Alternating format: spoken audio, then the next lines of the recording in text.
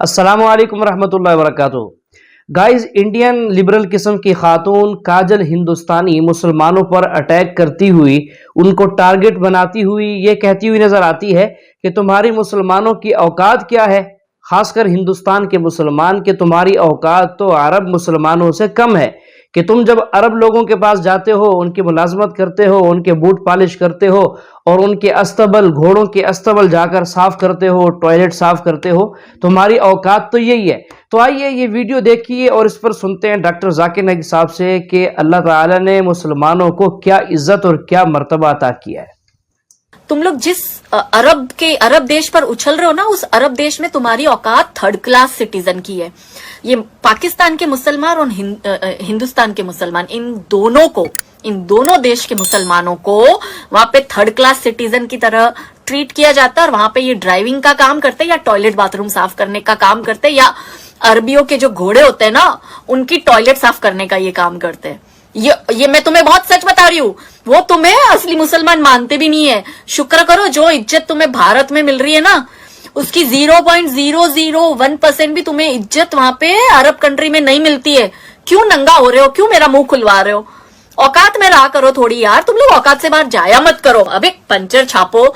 तुम कल भी टायर में ही हवा भर रहे थे, तुम आज भी वही काम कर रहे हो और भविष्य में भी तुम टायरों में हवा भरने का ही काम करोगे। और सबसे पहला सवाल ये है कि ऊपर वाला जब सबको, चाहे वो हिंदू हो, मुस्लिम हो, सिख हो, ईसाई हो, सबको बनाया, तो फिर सबसे ज़्यादा मुस्लिमों को क्यों हिकारत की निगाह से अदर्स रिलीजन्स वाले देखते?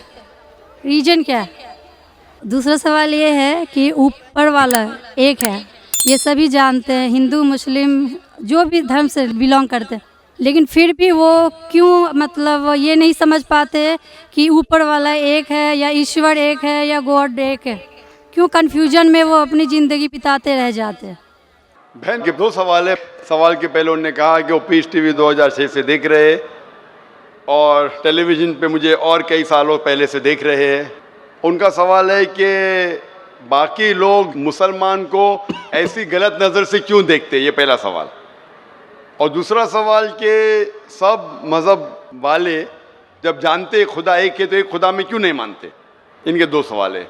बहन, पहला सवाल जो आपका था कि लोग मुसलमान को गलत नज़र से क्यों देखते हैं, इसकी मेन वजह है, जैसे मैंने पहले कहा, वो है मीडिया। आज मीडिया, जैसे मैंने कहा, सबसे ताकतवर टूल है, सबसे ताकतवर हथियार है। मीडिया आज एक हीरो को विलन बना सकता है, विलन को हीरो बना सकता है, दिन को रात, रात को दिन। तो ये मीडिया का खेल है, बहुत आसान है।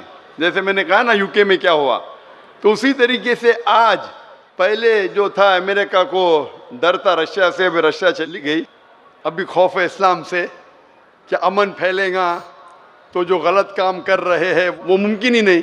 अगर अमन सब जगह फैलेगा, कुछ लोग नहीं चाहते अमन फैले, क्योंकि अमन जब फैलेगा तो उनके धंधे में नुकसान होगा। क्योंकि कुछ लोग के धंधे जब ही चलते हैं जब अमन नहीं है। फ़ायदा होता है ना, झगड़ा बिगड़ा हो तो उनका फ़ायदा होता है।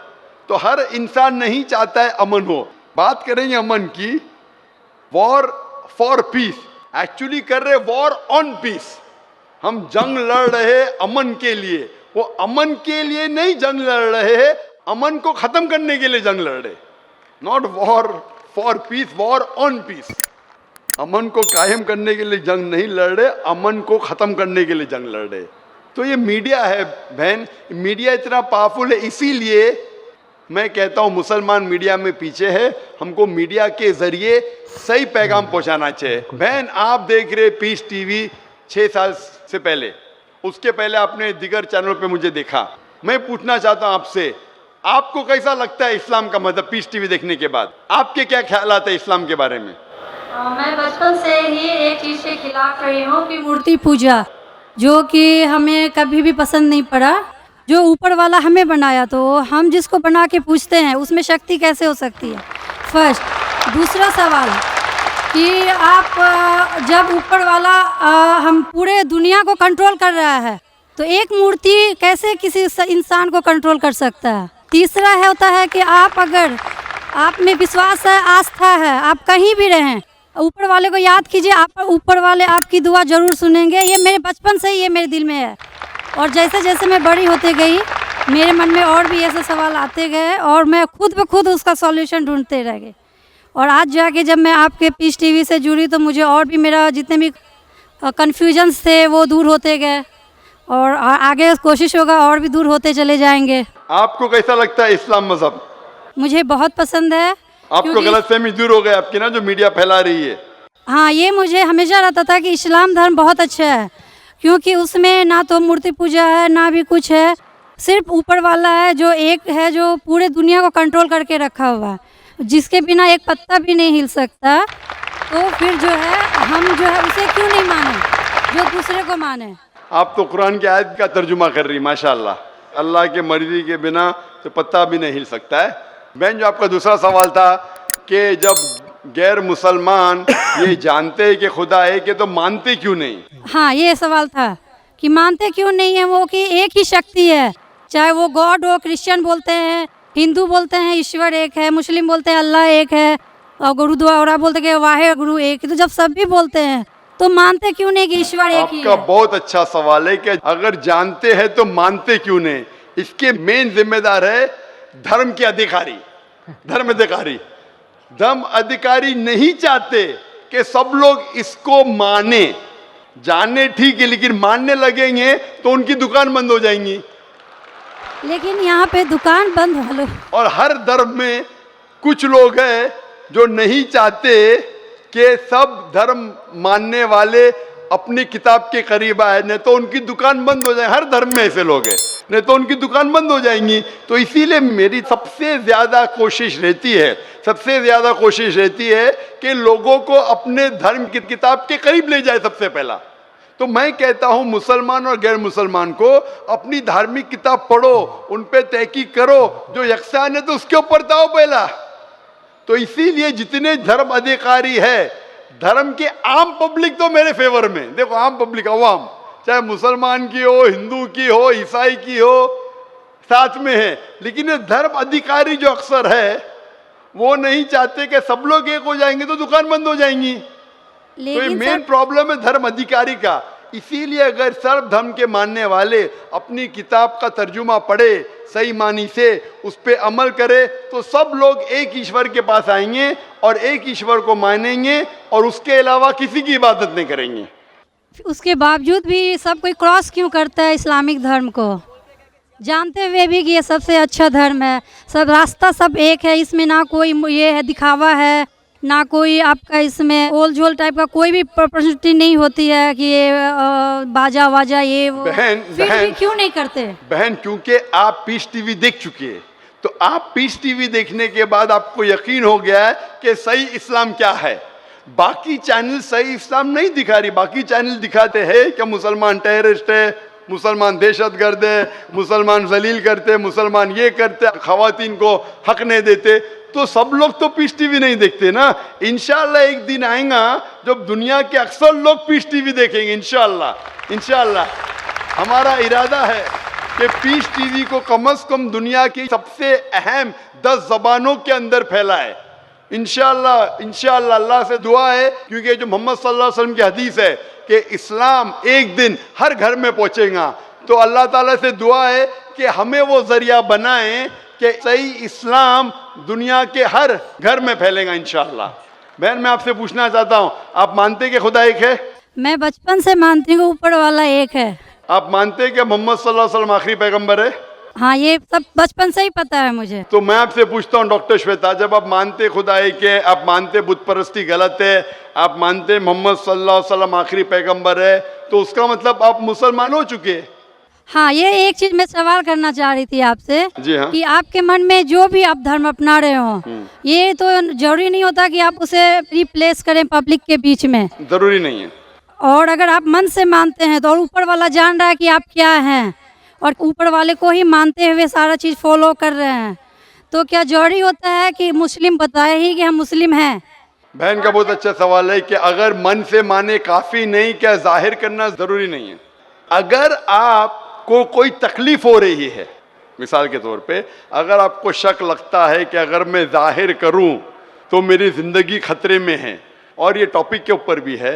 अगर आपको लगता है कि मेरी जान खतरे में है, ऐसे माहौल में है, ऐसे इलाके में आप है, 99% से ज़्यादा गैर मुस्लिम हैं और जंग का माहौल है और पता चल जाएगा मैं मुस्लिम हूँ, तो कुरान की आयतें, अगर आपकी जान खतरे में है तो आप शिर्क भी कर सकते हैं, लेकिन दिल में ईमान होना चाहिए। मतलब अगर कोई पूछे कि तुम मुशरिक हो, आपको पता है आपकी जान खतरे में, आप हाँ कह सकते हैं, लेकिन आपके दिल में ईमान होना चाहिए। तो अल्लाह ताला इजाजत देते हैं कि अगर आपकी जान खतरे में है, कोई बंदूक रखता है सिर पे और बोला कौन है तुम, अगर तुम बोले हाँ मैं मुशरिक हूं, लेकिन दिल में ईमान है कि अल्लाह एक है, तो आप गुनहगार नहीं। तो अगर आपको डर है कि आपके इज़हार करने की वजह से आपकी जान खतरे में है या कुछ तकलीफ आ सकती, तो मत इज़हार करो। लेकिन इज़हार करने से फॉलो करना आसान है।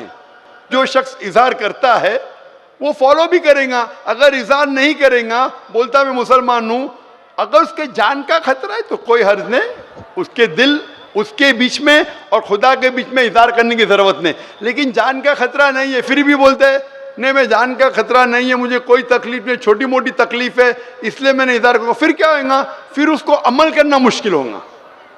अगर छोटी मोटी तकलीफ है तो इज़हार करना चाहिए, क्योंकि उसको अमल करने में आसानी होगी, नमाज पढ़ने में आसानी होगी, रोज़ा रखने में आसानी होगी।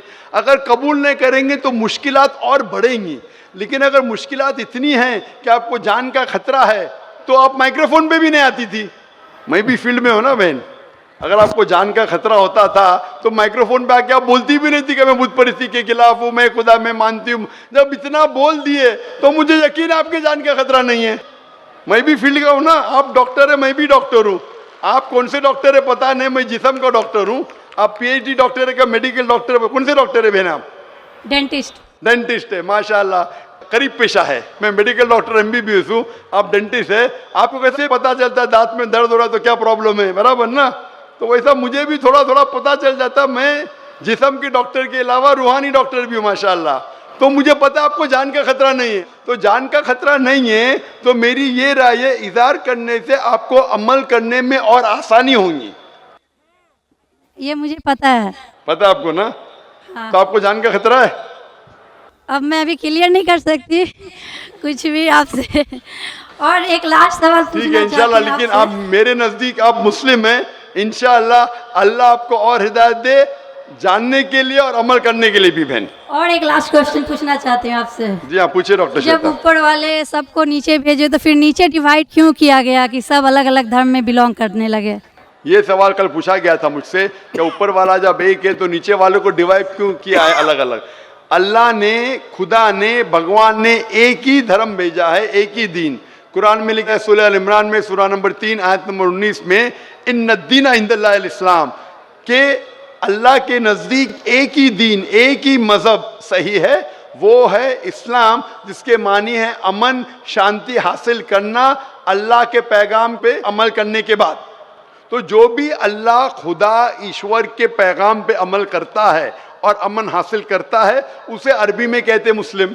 लेकिन क्या हो गया कि क्योंकि खुदा ने बहुत से पैगाम भेजे और जितने पैगाम पहले आए थे वो महदूद थे एक ग्रोह के लिए, और वो पैगाम वैलिड था एक वक्त के लिए, क्योंकि खुदा जो सब कुछ जानता है वो जानता है कि 1400 साल पहले इंसान पूरे पैगाम को हजम कर सकेगा, समझ सकेगा।